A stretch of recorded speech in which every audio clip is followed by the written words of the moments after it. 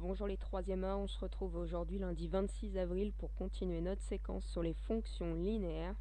Donc dans un premier temps, on va corriger les exercices 8 et 9 que vous aviez à faire pour aujourd'hui. Ensuite, vous chercherez l'activité numéro 3 qui s'appelle la TVA et vous vérifierez votre travail avec la correction. Ensuite, on fera un petit point de leçon, vous compléterez la notion 26, calculer des évolutions en pourcentage. Et pour finir, vous chercherez l'exercice 10 et vous vérifierez de la même façon votre travail avec la correction que je vais vous proposer. Allez, on commence par corriger l'exercice numéro 8 que vous aviez à faire pour aujourd'hui. Donc vous aviez deux fonctions à tracer, j'ai déjà tracé le repère.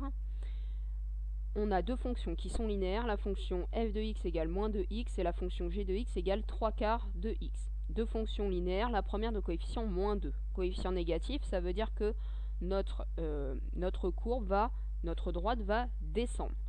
La fonction g de x égale 3/4 de x, coefficient 3/4, cette fois-ci c'est positif, c'est-à-dire qu'on va avoir une droite qui passe par l'origine mais qui va monter. Déjà, pour tracer notre droite, il va nous falloir 2 points. Automatiquement, comme c'est une fonction linéaire, on sait que sa représentation graphique est une droite qui doit passer par l'origine du repère. Donc j'ai déjà un point qui est celui-ci. Et ensuite, je vais venir calculer un deuxième point de coordonnées. Alors, je choisis une valeur de x. Je vais choisir 1 parce que tout simplement c'est plus facile à calculer, mais vous pouvez choisir autre chose. Et je calcule f de 1. Donc je fais moins 2 fois 1. Et ça nous donne moins 2. C'est-à-dire que pour x égale à 1, je dois avoir un point de coordonnées, 1, moins 2, qui est ici. Et ensuite, il suffit de tracer la droite qui passe par ces deux points.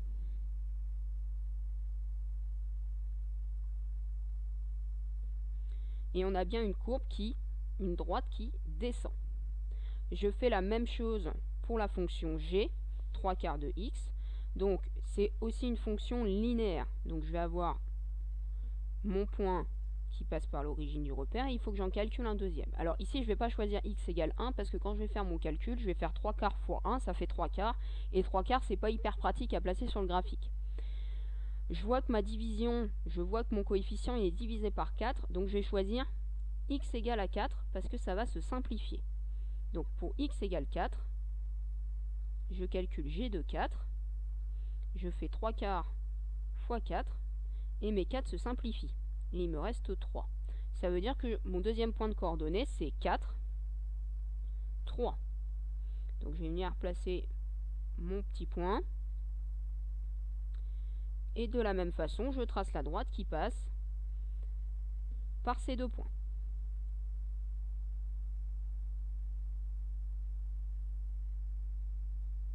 Voilà pour la fonction g et le tracé de la fonction f.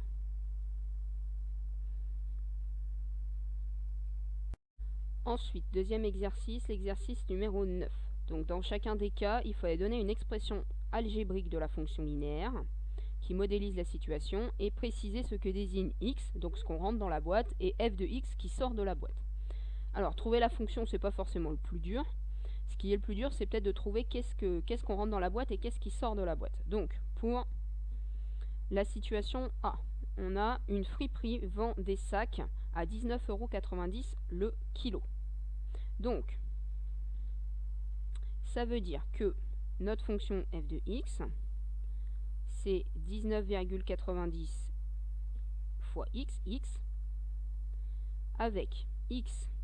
X, c'est ce qu'on rentre dans la boîte, donc ça va être en kilos, puisque quand on va venir calculer, on va peser notre sac, et si le sac fait 2 kg, on va faire 19,90 € fois 2. Donc x, ça va être le poids des sacs, et f de x, ce qui sort de la boîte, et ben c'est le prix qu'on va payer. Donc f de x, c'est le prix, qui lui va être en euros. Pour la B, un cycliste roule en moyenne à une vitesse de 13 km par heure. Donc ma fonction, c'est f de x égale 13x. Avec x, ça va être la durée. en heures. Et f de x, ça va être la distance qu'on va parcourir, qui elle va être exprimée en kilomètres. Exemple, si vous avez roulé, si le cycliste a roulé pendant 2 heures, vous faites 13 fois 2 et il aura bien parcouru 26 km, puisqu'il parcourt 13 km par heure, 13 km en 1 heure. Pour le C, alors le C est un tout petit peu plus compliqué. Un commerçant fait une remise de 15% sur les prix de tous ses articles. Alors, si vous faites une remise de 15%, ça veut dire que vous enlevez 15% du prix. Ça veut dire qu'il vous reste à payer 85%. C'est comme si vous payiez que 85% de l'objet. Donc ça correspond à une fonction f de x qui est égale à 0,85 x. Avec x, le prix de départ, le prix avant la remise, et f de x, ce sera le prix qu'on va payer à la fin, le prix après la remise.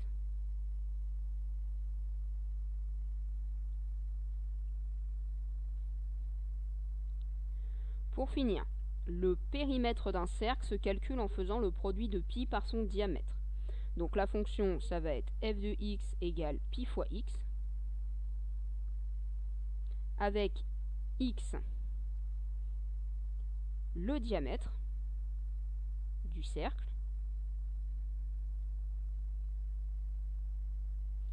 et le résultat de pi fois le diamètre, et ça nous donne notre fonction f de x qui est le périmètre.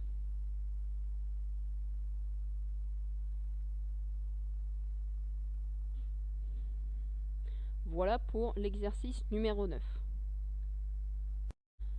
Pour la suite de la séance, vous allez chercher l'activité numéro 3 qui s'appelle la TVA. Donc vous avez 3 questions. On vous dit en France, le taux normal de la TVA, taxe sur la valeur ajoutée, est de 20%. Un commerçant dit augmenter de 20% le prix hors taxe des articles qu'il vend pour obtenir le prix de vente TTC, toute taxe comprise. C'est-à-dire que votre objet, de base, il a un prix qu'on appelle le prix hors taxe. À ça, on ajoute une taxe qui représente 20% du prix. Et quand on a ajouté le prix de notre article hors taxe plus le montant de notre taxe, on obtient notre prix TTC, le prix toute taxe comprise. C'est le prix de vente de votre objet dans le magasin. Donc je vous demande, première question, comment connaître le prix de vente d'un article s'il vaut 15 € hors taxe, s'il vaut 230 € hors taxe. Ensuite, on vous dit que les commerçants utilisent souvent une seule opération. Comment obtenir directement par une seule multiplication pour passer du prix hors taxe au prix TTC. Donc je vous laisse chercher ces 3 questions et quand vous avez terminé, vous remettez en mode lecture.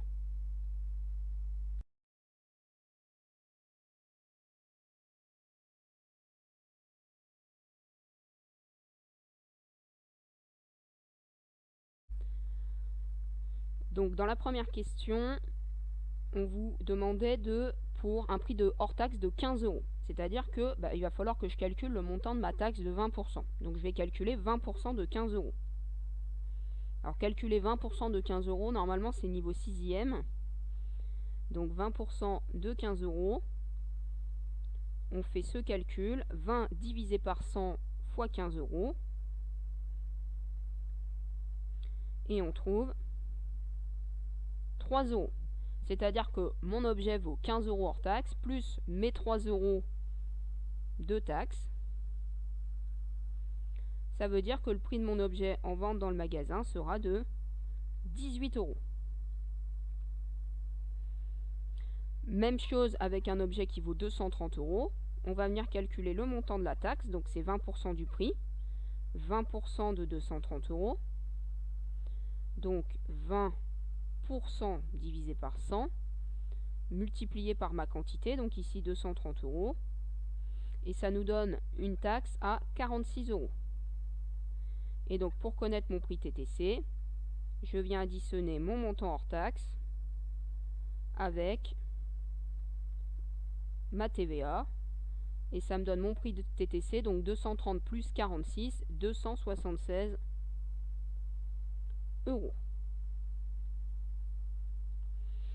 Dans la dernière question, et c'est là qu'on va faire le lien avec les fonctions linéaires, on vous dit que les commerçants ne s'amusent pas à calculer d'abord le pourcentage, le montant de la TVA et ensuite additionner au prix. Ils utilisent qu'une seule multiplication pour passer de 15 à 18 ou pour passer de 230 à 276.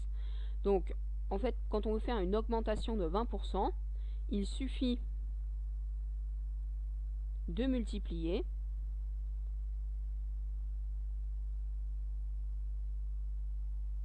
par 1,2.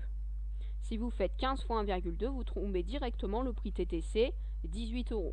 Pareil pour 230 fois 1,2 qui fera 276. Pourquoi 1,2? Puisque c'est 1. 1, ça représente notre prix de départ, nos 15 €, notre prix hors taxe, plus 20%. Et ça fait bien 1 plus 0,2, c'est-à-dire 1,2. Si vous vouliez appliquer une augmentation de 40%, vous auriez multiplié par 1,4. Voilà pour la correction de l'activité. Donc on fait un petit point de leçon, vous reprenez le cahier de leçon et vous prenez la notion 26, calculer des évolutions en pourcentage. Donc normalement il y a 2 pages et c'est la dernière leçon sur cette partie uniquement sur les fonctions linéaires. Allez, propriété. Donc pour calculer t% d'une quantité, on multiplie cette quantité par t sur 100. Donc ça, c'est niveau 6e. C'est par exemple le premier exemple que vous complétez. Donc comme d'habitude, vous complétez les parties exemples. Si ça va trop vite, vous mettez sur pause et vous avez une version complétée sur Pronote. Donc exemple, 12% de 150. Donc je vous rappelle que pourcent, c'est divisé par 100. Et on multiplie par 150. Donc 12% de 150, c'est 12 divisé par 100 fois 150 et ça donne 18.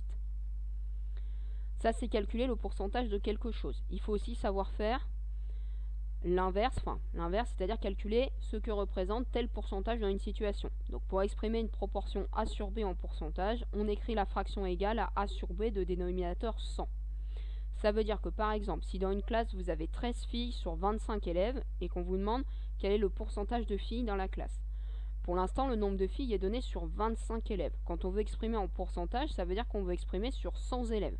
Donc il faut transformer notre fraction 13 sur 25 comme quelque chose sur 100. Alors ici c'est pratique parce que 25 fois 4 ça fait 100, donc il suffit de multiplier notre numérateur et notre dénominateur par 4 et on trouve 52%.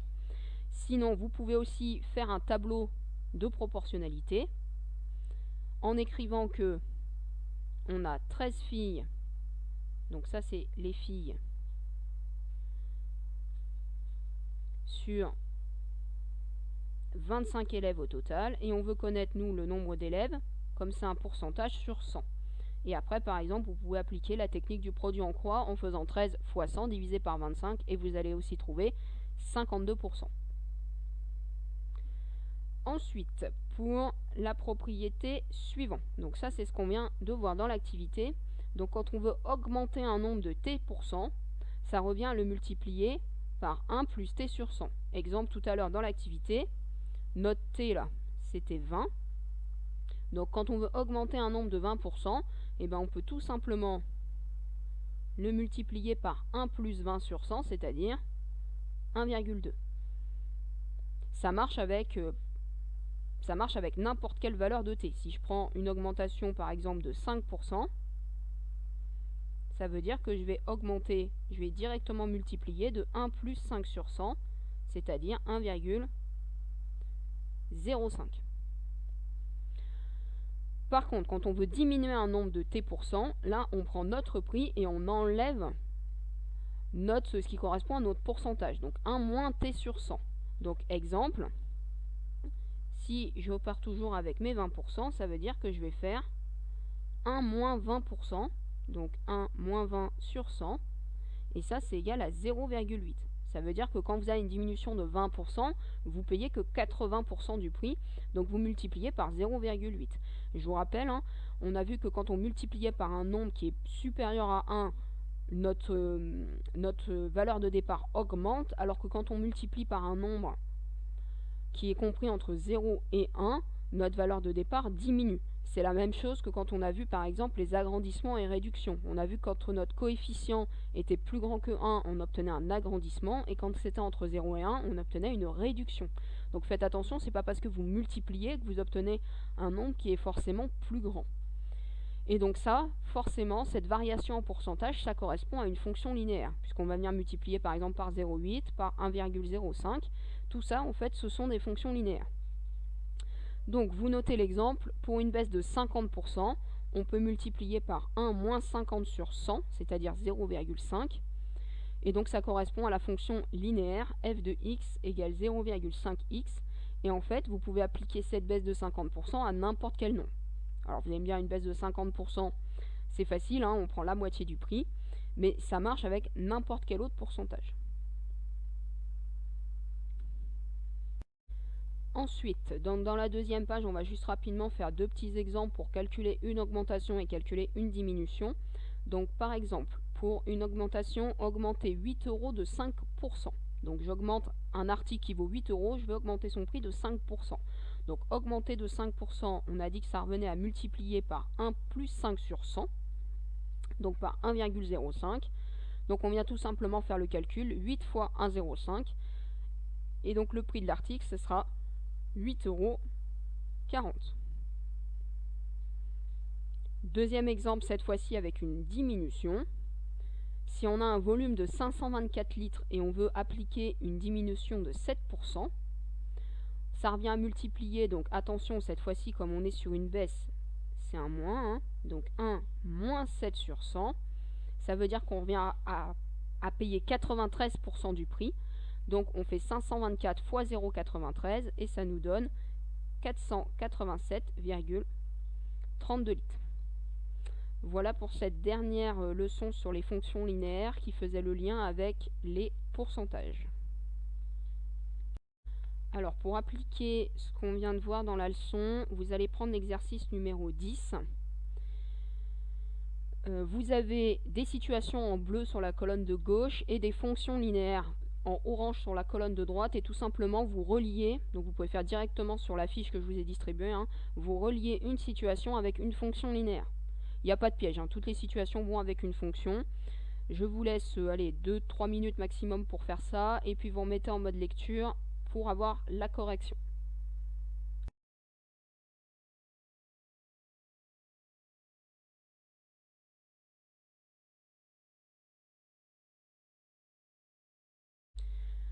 Allez, on corrige cet exercice 10. Alors, on commence peut-être par les augmentations. Alors, augmenter un nombre de 20%. Donc, augmenter un nombre de 20%, on a dit que ça revenait à multiplier par 1 plus 20 sur 100. Ça veut dire que ça revient à multiplier par 1,2. Donc, ça correspond à la fonction f de x égale 1,2x. Même chose, je vais faire la deuxième augmentation, c'est la dernière, augmenter un nombre de 2%. Donc, augmenter un nombre de 2%, c'est multiplier par 1 plus 2 sur 100. Et donc, ça revient à multiplier par 1,02. Faites attention, 2 sur 100, c'est 2 centièmes. Donc, 1,02, c'est la fonction g de x égale 1,02x. Maintenant, je vais passer aux diminutions. Donc, on a ici diminué un nombre de 20%. Donc, diminuer, on a dit que ça revenait à multiplier par 1 moins notre pourcentage, donc 20 sur 100. Et 1 moins 20 sur 100, ça revient à multiplier par 0,8, 0,80. Donc, c'est la fonction j que vous avez tout en bas. Il me reste deux calculs. Calculer 20% d'un nombre. Donc là, tout simplement, c'est prendre 20% de quelque chose. Donc là, c'est quand on vient juste multiplier par 20 sur 100, c'est-à-dire multiplier par 0,2. On vient prendre 20% d'une quantité. Donc c'est la fonction i. Normalement, il nous reste calculer 2% d'un nombre. Donc c'est multiplier par 2 sur 100. Et ça revient à multiplier par 0,02, 2 centièmes, et c'est bien la fonction qui nous reste, la fonction h. Voilà pour la correction de cet exercice numéro 10. Allez, c'est la fin de la séance pour aujourd'hui, donc je vous donne tout le travail. Alors, il y en a beaucoup, mais c'est à faire pour toute la semaine. C'est à vous de vous organiser pour faire les différentes tâches au bon moment. Donc, tout d'abord, vous allez me faire l'exercice numéro 11 sur la fiche d'exercice où on vient de faire le 10, là. Et vous allez me le faire pour la prochaine séance, c'est-à-dire pour mercredi 28 avril. Donc, c'est pas la peine de me l'envoyer, on le corrigera en début de séance mercredi. Vous le faites dans votre cahier d'exercice. Ensuite, vous allez faire le QCM numéro 2, ce sont des révisions, donc QCM Pronote, pour jeudi 29 avril. Donc vous avez 4 jours pour le faire, vous pouvez le faire à partir d'aujourd'hui, demain, mercredi et jusqu'à jeudi soir. Comme d'habitude, vous l'avez sur l'écran d'accueil de l'espace élève dans la rubrique qui s'appelle Prochain e-devoir. Et pour terminer, attention, cette fois-ci, ce sont des exercices à me renvoyer.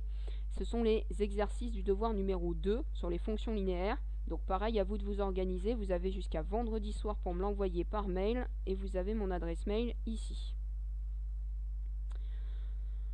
Sur ce, j'espère que ça n'a pas été trop compliqué et je vous souhaite une excellente fin de journée et on se retrouve mercredi pour la suite de notre séquence sur les fonctions linéaires.